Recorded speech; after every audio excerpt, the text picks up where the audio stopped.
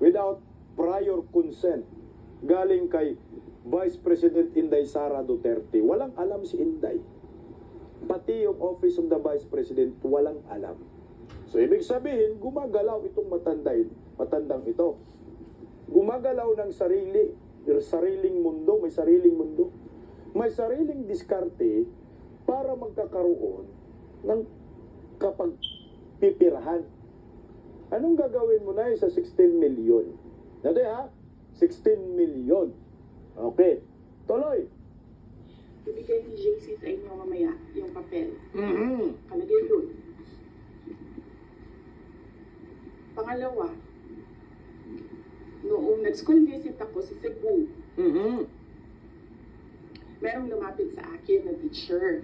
Sabi niya sa akin, Inday Sara, masakit sa loob namin. Mga teachers kami na nasa